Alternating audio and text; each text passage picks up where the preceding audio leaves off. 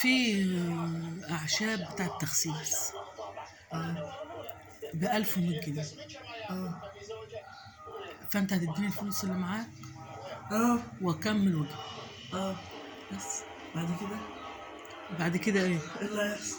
هخس. والفلوس؟ إيه؟ الفلوس بتاعتي أما ربنا يكرمنا جدا أدهم. اما ربنا يكرمنا دي اما ربنا يكرمنا دي أما ربنا يكرمنا أنا هديهم لك. يا يكرمك امتى ان شاء الله؟ هو حد بيبقى عارف ربنا يكرمه امتى؟ طب ماشي، طب انا عايز الفلوس. طب والأعشاب؟ عشان انا مال مالك ما إيه؟ هتخسري. طب ما لما أخس هبقى أحلى. الله يخليك. لا أنا بكلم بجد والله يا حبيبي. ربنا ما إيه؟ عشان صحيح. أنت معاك كام؟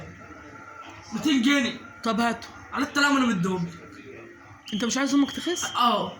تخسي يا ست انت 1100 جنيه انت. افرض ما خسيتيش بقى. لا والله الولية النهارده لقيتها خست. قلت لها بكام؟ والله العظيم خست 10 كيلو في 40 يوم. ده كلها يوم مواد مسرطين. مسرطنة؟ والله قالت لي اتفرج على برنامج ريهام سعيد. موادين مسرطرة. مسرطرة ايه يا ابني؟ بتجيب السرطان. على الطلاق. ده كله عشان ما تدينيش ال 200 جنيه. لا احنا مسرطرة وعلى الطلاق. ايه؟ على الطلاق مواد مسرطرة.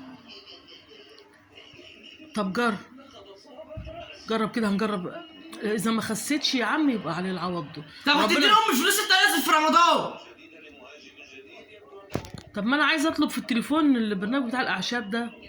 انت على التلفزيون الكلام ده؟ برنامج ريهام سعيد. على الطلاق انت والله العظيم بتكلم بجد. قسما بالله انت عبد امه. انا فاكرك هتروح تجيبها في الصيدلية ولا هو في حاجة في الصيدلية ب 1200؟ والله ما انت اما باجي يقول ايه؟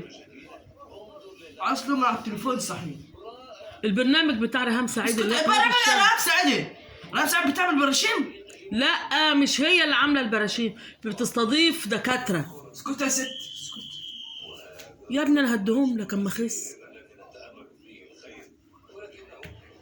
وبقول لك تاكل كل اللي انت عايزه.